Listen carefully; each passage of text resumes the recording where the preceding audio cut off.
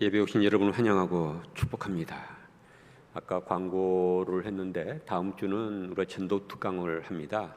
9월 10일부터 우리 교회 복음 전도팀이 개강을 해서 이제 복음 전도를 시작하기 때문에 또 가을을 맞이해서 우리가 좀 전도에 열심히 했으면 좋겠다 싶어서 장신대 남성욱 교수 말씀이 좋습니다. 1부부터 3부까지 전도에 대한 다른 내용들을 하겠다고 하니까 관심 있는 분들은 많이 참여해 주시기를 바랍니다.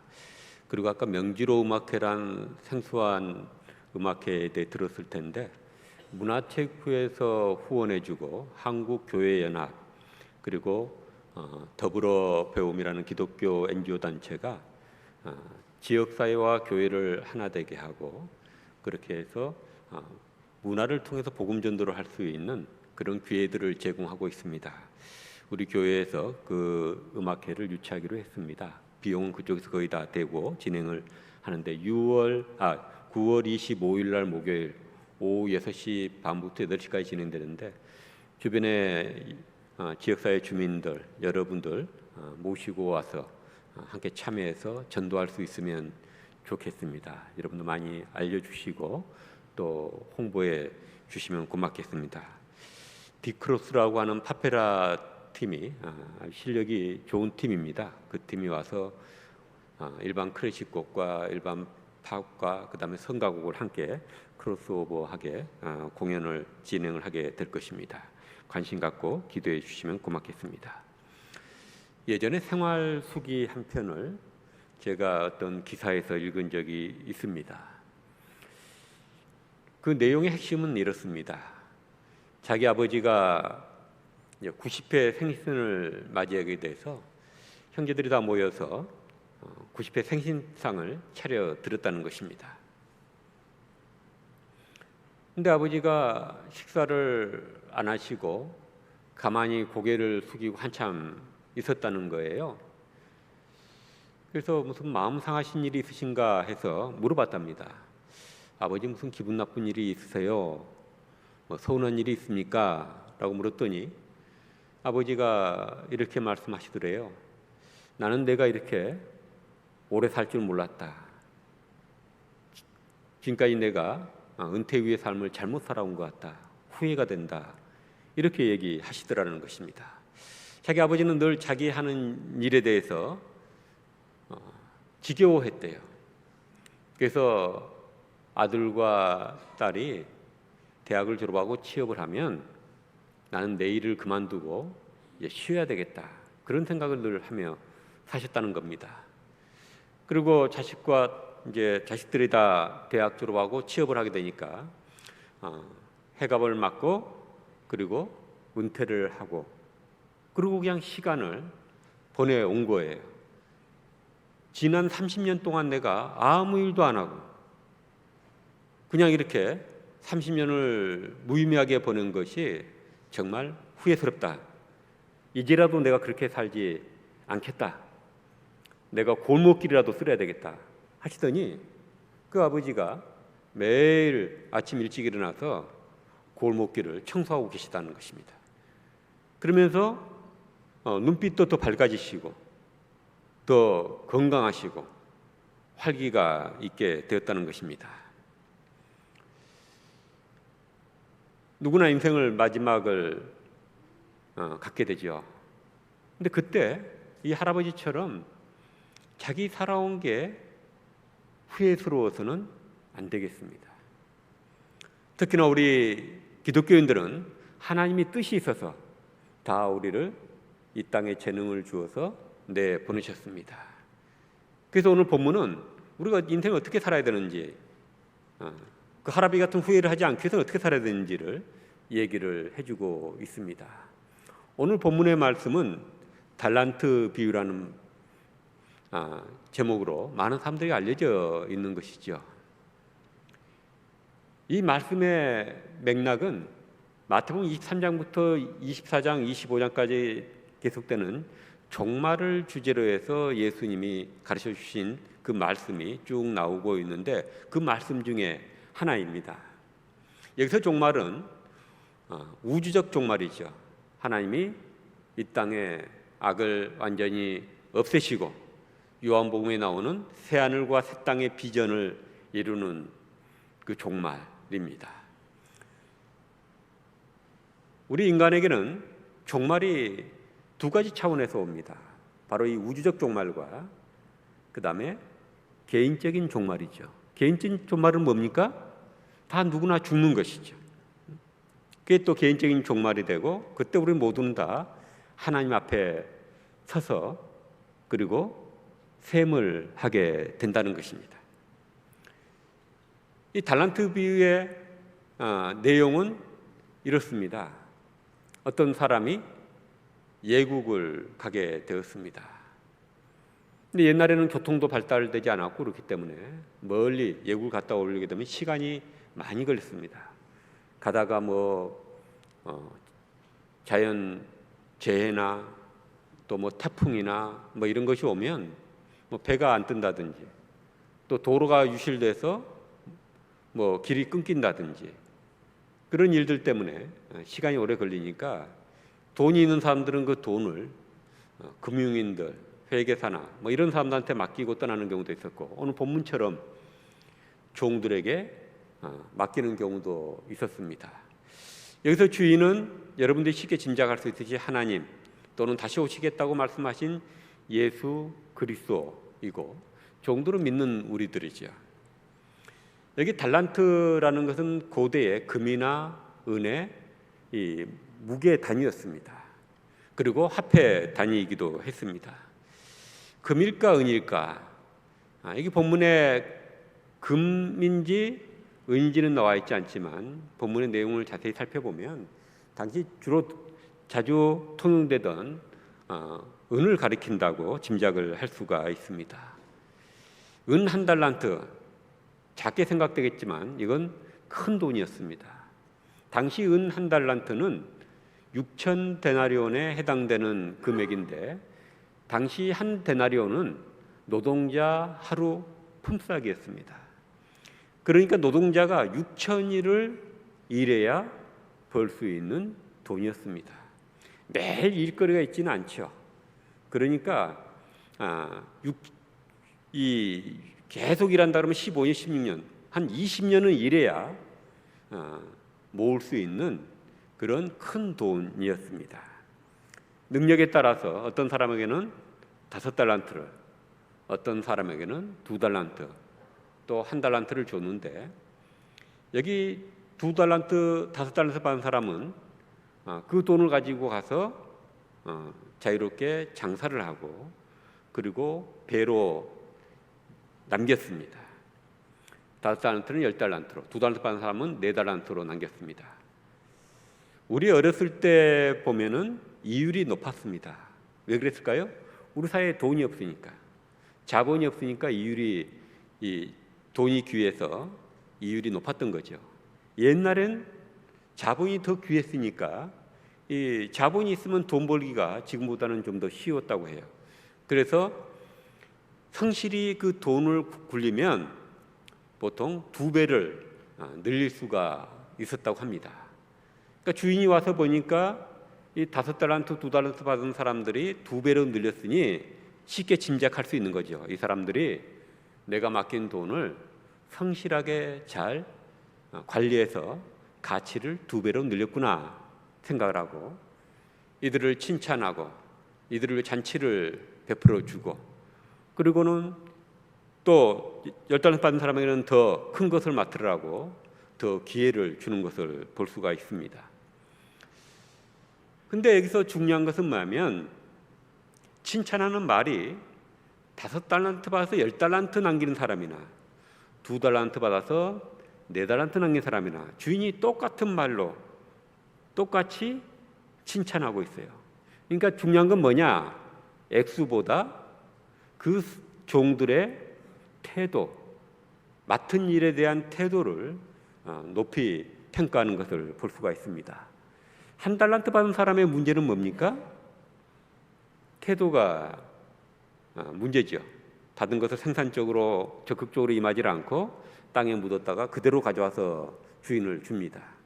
근데 그 잘못된 태도는 주인에 대한 잘못된 이해에서 나오는 것을 볼 수가 있습니다.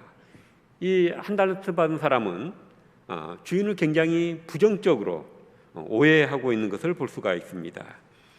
24절부터 보면 한 달란트 받았던 자는 와서 이르되 주인이여 당신은 굳은 사람이라 인색한 사람이라 심지 않은 데서 거두고 해치지 않은 데서 모으는 줄을 내가 알았으므로, 굉장히 다른 사람을 갖다가 부정하게 착취하고 자기 이익을 키우는 그런 사람처럼 얘기를 하고 있습니다.